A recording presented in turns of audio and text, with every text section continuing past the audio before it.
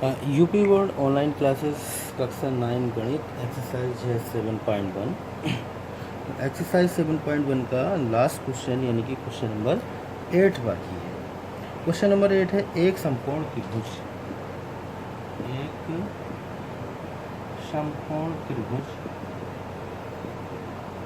समकोण त्रिभुज एबीसी में जिसमें कौन सी समकोण है,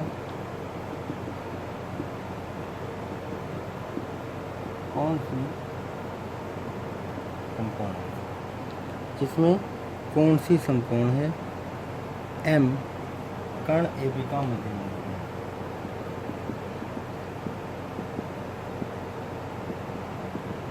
बिंदु है, कर्ण AB का मध्य बिंदु है। C को M से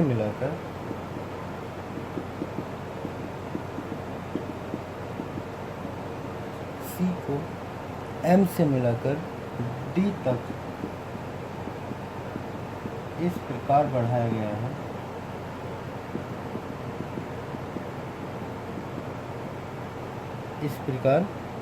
गया है कि DM बराबर C एंड बिंदु D को B से मिला दिया जाता है।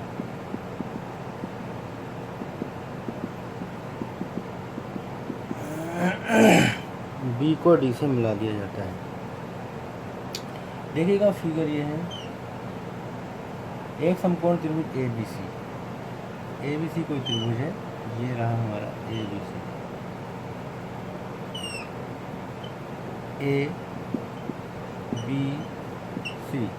ABC एक त्रिभुज है।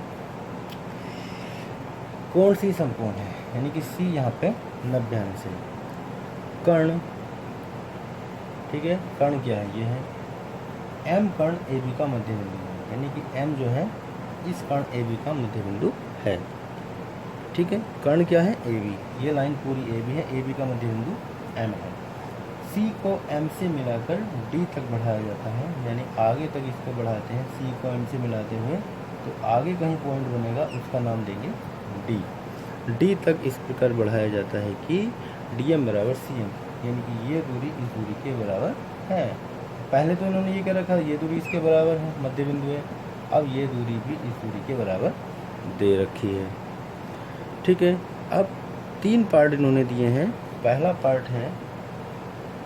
पार्ट यानी कि त्रिभुज AMC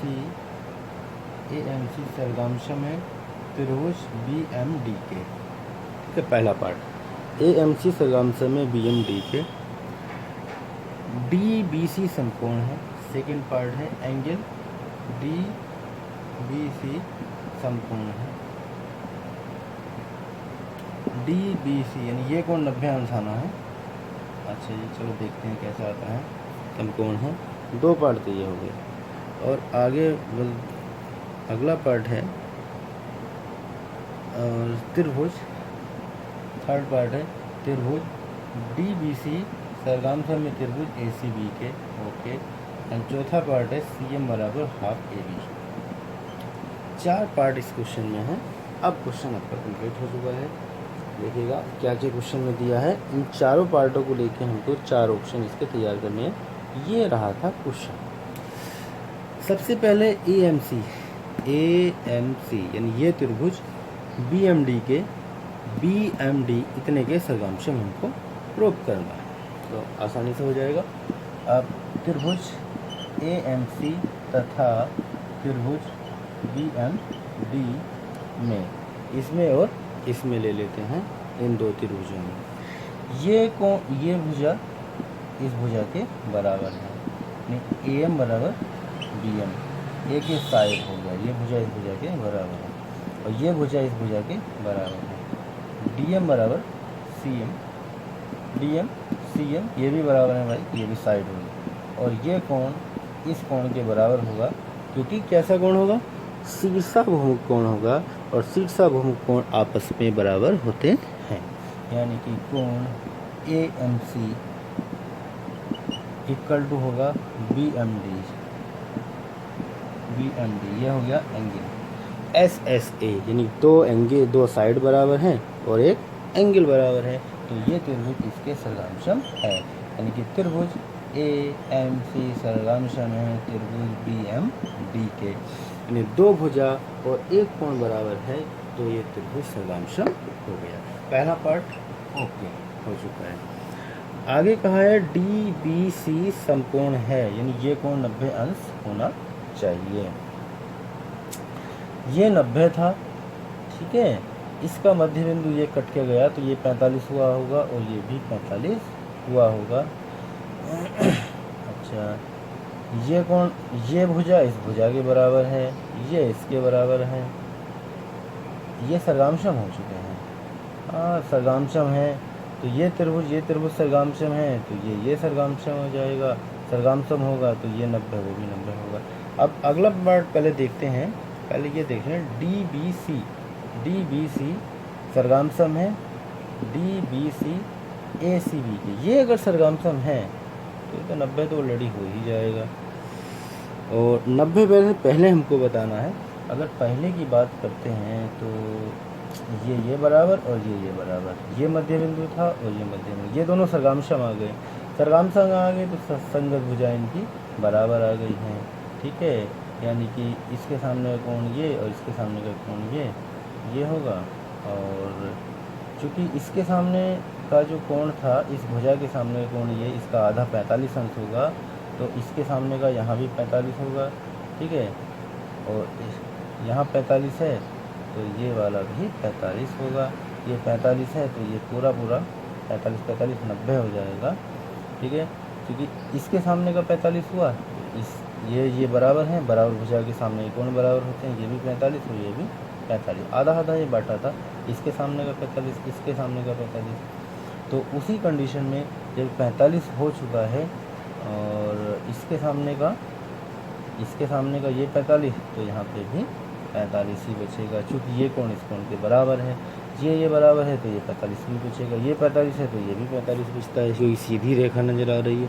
सीधी रेखा आई तो ये कोण 90 अंश का हो जाएगा। तो सेकंड पार्ट में ये डी बी सी होगा 90 अंश, एंगल डी बी सी बराबर 90 अंश हो जाएगा, क्योंकि ये 45 और ये भी 45 बना है, उसके समरूप त्रिभुज है। ये भी कह सकते हैं कि ये त्रिभुज इस त्रिभुज के समरूप है और समरूप त्रिभुजों के कोण बराबर होते हैं, ठीक है। तो ये 90 हो चुका है सेकंड पार्ट, ओके। अब हमको लाना है थर्ड पार्ट करने के लिए लेंगे हम थर्ड पार्ट में डी बी सी त्रिभुज डी बी सी तथा त्रिभुज ए सी बी में। डी बी सी कौन सा है? डी बी सी, ये वाला त्रिभुज डी बी सी में एंगल बी 90 है और इस वाले में एंगल ए सी बी में एंगल सी 90 है, तो एक तो एंगल बराबर हो गया। अच्छा जी, इसका आधार ये बी सी है और इसका आधार भी बी सी है। बी सी इनका उभयनिष्ठ आधार है, उभयनिष्ठ आधार है, यानी कि ये हो गई इसकी साइड। अब एक चीज़ और देख लेते हैं, कोई एंगल बराबर हो तो, ठीक है। बी सी दोनों का आधार है, कैसे आधार है? डी बी सी, यानी बी सी इसका आधार है और ए सी बी इसका भी आधार बी सी है।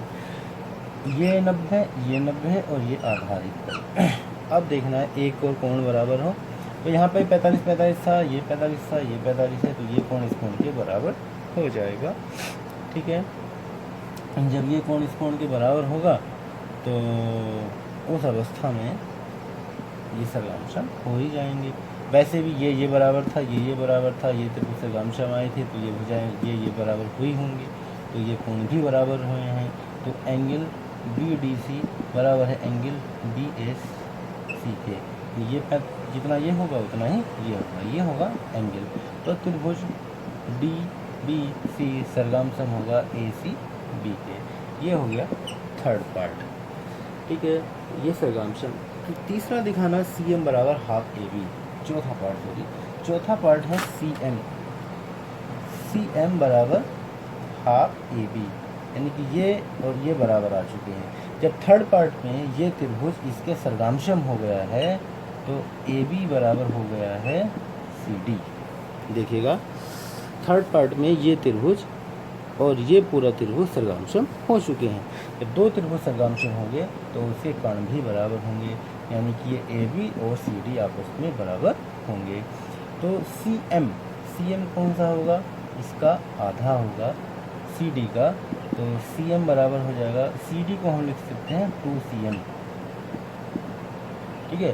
सी डी सी एम का दुगुना, जितना ये उतना ये तो सी एम का जो ट्वाइस है वो सी डी के बराबर है, यानी कि हाफ ए बी बराबर हो जाएगा सी एम, तो सी एम बराबर होगा हाफ ए बी। यही हमको प्रूव करना था। 4 पार्ट के, थोड़ा सा लेंथी हुआ है, बट लास्ट क्वेश्चन था एक्सरसाइज का।